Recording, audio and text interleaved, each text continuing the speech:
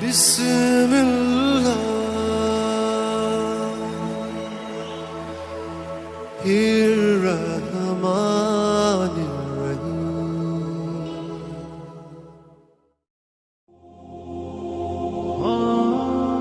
السلام علیکم میرے محترم عزیز دوستو۔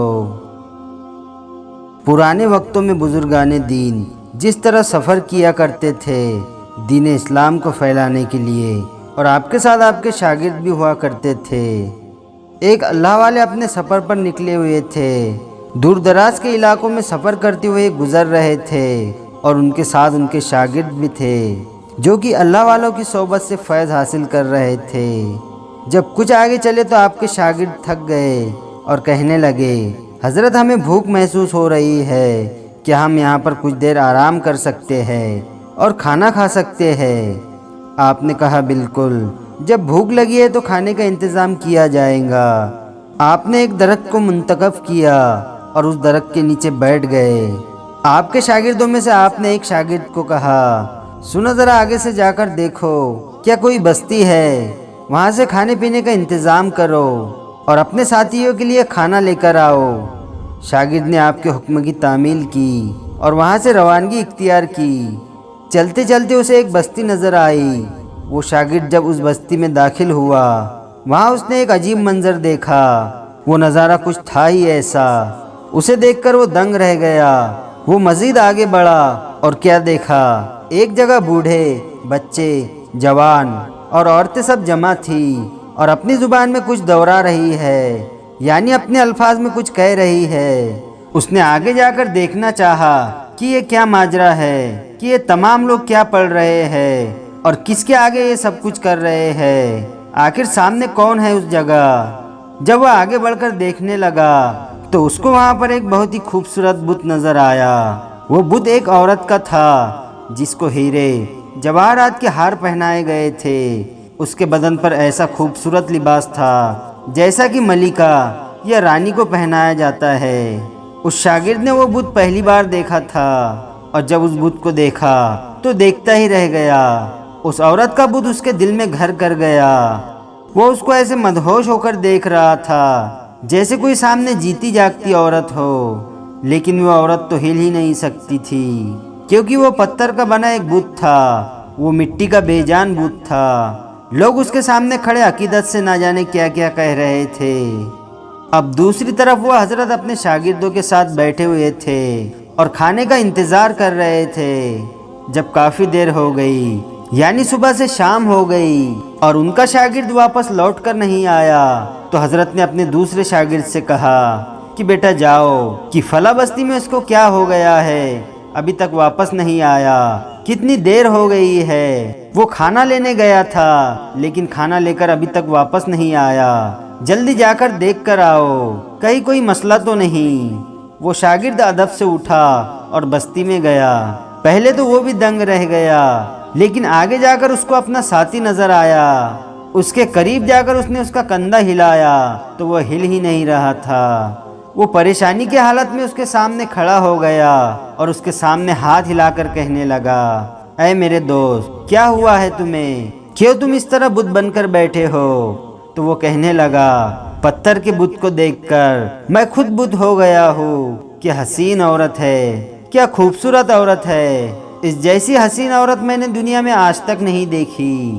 اس کا ساتھی کہنے لگا، ہوش میں تو ہو، تم جانتے ہو کہ اس کے بارے میں تم کیا کہہ رہے ہو؟ وہ کہنے لگا، میں نہیں جانتا، بس مجھے عشق ہو گیا ہے اس پتھر کے بت سے، اور اب اس کے سامنے سے ہٹنا محال ہے، میں اس کو چھوڑ کر کہیں نہیں جاؤں گا۔ تم کو حضرت نے یہاں پر بھیجا تھا، تم نے ان کے حکم کو ٹالا ہے اور وہ تمہارا انتظار کر رہے ہیں، اور میں ان کو جا کر کیا جواب دوں گا؟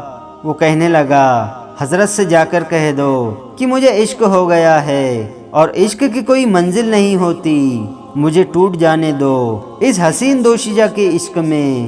ساتھی سمجھ گیا کہ معاملہ بہت زیادہ گمبھیر ہے اور اتنی آسانی سے حل نہیں کیا جا سکتا، اور حل کرنے والے وہی اللہ والے ہیں۔ وہ دوڑتا ہوا حضرت کے پاس گیا اور ادب سے کہنے لگا، حضرت بہت بڑا مسئلہ ہو گیا ہے۔ حضرت پوچھنے لگے، بتاؤ کیا ہوا ہے؟ تو وہ کہنے لگا اس بستی میں بت کی پوجا کی جا رہی تھی، وہ بت کسی عورت کا ہے اور اس بت کے سامنے آپ کا شاگرد بے حال بیٹھا ہے اور کہتا ہے کہ اتنی حسین دوشیزہ کے سامنے سے میں ہرگز نہیں ہٹ سکتا، اس کو چھوڑ کر میں کہیں نہیں جاؤں گا، مجھے یہی رہنا ہے اور اس کے عشق میں رہنا ہے۔ حضرت کہنے لگے چلو چل کر دیکھتے ہیں کہ کیا معاملہ ہے۔ سارے ساتھی حضرت کے ساتھ وہاں پہنچے۔ اللہ والے چاروں طرف کا جائزہ لیتے ہوئے بستی کے اندر آئے۔ آپ اس شاگرد کے پاس آئے اور کہا کہ کھڑے ہو جاؤ۔ وہ ادب سے کھڑا ہو گیا، جبکہ ہوش میں نہیں تھا، لیکن پھر بھی وہ آپ کے سامنے ادب سے نظریں جھکائے کھڑا تھا۔ حضرت نے پوچھا کیا ہو گیا ہے تمہیں؟ شاگرد نے کہا حضرت میں آپ سے ایک بات کہنا چاہتا ہوں، وہ جو سامنے عورت ہے نا، میں اس کے عشق میں گرفتار ہو گیا ہوں اور اس کے علاوہ میں کسی کے بارے میں سوچ بھی نہیں سکتا ہوں۔ حضرت پوچھنے لگے کون سی عورت؟ کہاں ہے وہ عورت؟ شاگرد نے اشارہ کیا، وہ دیکھے اس کے سامنے لوگ وہاں پر ہاتھ جوڑے کھڑے ہیں اور عقیدت سے نہ جانے کیا کیا کہہ رہے ہیں۔ میں بھی اس کا مرید ہو گیا ہوں اور میں اس کے عشق میں گرفتار ہو گیا ہوں، یہاں سے ایک قدم بھی نہیں ہلوں گا جب تک کہ اس کو حاصل نہ کر لوں، جب تک اس سے شادی نہ کر لوں۔ حضرت کہنے لگے یہ کیسے ممکن ہو سکتا ہے، کیونکہ وہ مٹی کی بنی ہوئی عورت ہے، پتھر کا بت ہے، بے جان ہے، اس میں کوئی جان نہیں، کوئی احساس نہیں ہے، اس کے اندر زندگی نہیں ہے، اس کو تو انسانوں نے بنایا ہے۔ شاگرد کہنے لگا جو بھی ہے حضرت، میں تو اس کو دیکھ کر پاگل ہو گیا ہوں، بس اس کے حسن کے جلووں میں کھو گیا ہوں، اور اب تک اتنا عشق مجھے کسی سے نہیں ہوا۔ آپ نے دیکھا میں نے کبھی کوئی نافرمانی کا کام نہیں کیا، لیکن پتہ نہیں نہ جانے کیوں اس عورت کی محبت میرے دل میں گھر کر گئی ہے، اور اس کو لیے بغیر میں یہاں سے ہرگز نہیں جاؤں گا۔ اس شاگرد کی بات سن کر آپ سوچ میں مبتلا ہو گئے، یا اللہ یہ کیا حکمت ہے، اس پتھر کی مورت سے ایسے کیسے ہو سکتا ہے، یا اللہ یہ کیا معاملہ ہے۔ وہ سچ میں بہت خوبصورتی سے تراشا ہوا بت تھا۔ حضرت نے اس کے چاروں طرف دیکھا۔ حضرت وہاں سے واپس جانے لگے تو وہاں کا پنڈت آپ کے پاس آیا اور کہنے لگا کون ہو تم اور ہمارے اس بت اس خدا کے پاس کیا کر رہے ہو، کس مقصد سے اس بستی میں آئے ہو؟ آپ رحمت اللہ علیہ نے فرمایا دیکھو تیش میں نہ آؤ، ہم تمہیں یہاں پر کوئی نقصان پہنچانے نہیں آئے تھے، بلکہ ہمارا شاگرد یہاں پر آیا تھا کھانے پینے کا سامان لینے، اور تمہارے اس بت کو دیکھ کر وہ یہاں کا ہی ہو کر رہ گیا، اس کے عشق میں مبتلا ہو گیا۔ پنڈت کہنے لگا یہ تو اچھی بات ہے، اس سے تو ہر کوئی محبت کرتا ہے، یہ ہمارا خدا ہے، ہم اس سے جو مانگتے ہیں ہمیں ملتا ہے۔ آپ رحمت اللہ علیہ نے فرمایا یہ کچھ بھی نہیں کر سکتا، کیونکہ جو کچھ کرنے والا ہے وہ اللہ تعالیٰ ہے، اس کے حکم سے اس کے نیک بندے تمام کام کر سکتے ہیں، لیکن ایسی کوئی چیز جو بے جان ہو، جسے خود انسانوں نے بنایا ہو، آخر اس کے اندر ایسی طاقت کیسے آ سکتی ہے اور وہ کسی کی مرادیں کیسے پوری کر سکتی ہے؟ یہ تم کیا بات کر رہے ہو، گستاخی کر رہے ہو۔ آپ رحمت اللہ علیہ نے فرمایا میں حق بات کر رہا ہوں جو تم سن رہے ہو، آپ ہمارے اس بت کو کیسے بھلا برا کہہ سکتے ہو؟ آپ رحمت اللہ علیہ نے کہا ہم اسے برا نہیں کہہ رہے، بلکہ اس کے بنانے والے کو برا کہہ رہے ہیں، کیونکہ اس نے خود کو نہیں بنایا ہے بلکہ تم لوگوں نے اس کو بنایا ہے۔ اور میں کہتا ہوں دین کی طرف آ جاؤ، اللہ کی طرف آ جاؤ۔ وہ پنڈت آپ سے گستاخی کرنے لگا۔ آپ رحمت اللہ علیہ نے دیکھ لیا کہ اللہ تعالیٰ کا حکم آ چکا ہے۔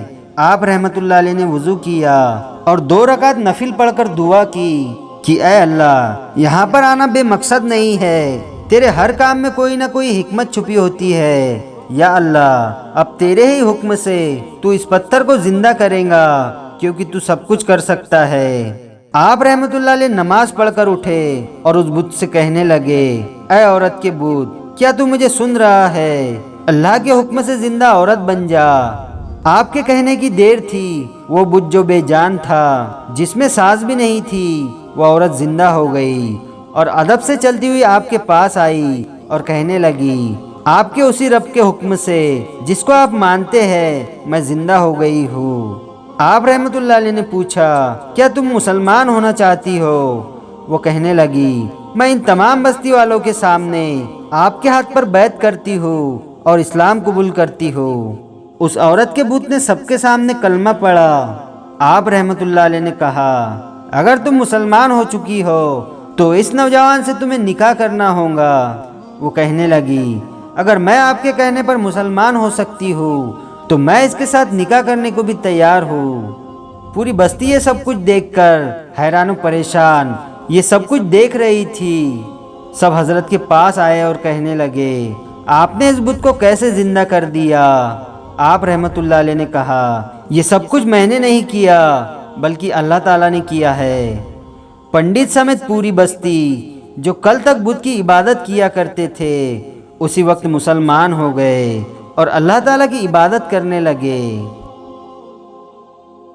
ویڈیو پسند آیا ہو تو لائک اور شیئر ضرور کریں، اور آپ نے ابھی تک ہمارے چینل کو سبسکرائب نہیں کیا ہے تو اسے بھی سبسکرائب ضرور کر دے اور ساتھ میں بیل آئیکن دبا دے تاکہ ہر آنے والی نئی ویڈیو کی نوٹیفیکیشن آپ تک پہنچتی رہے۔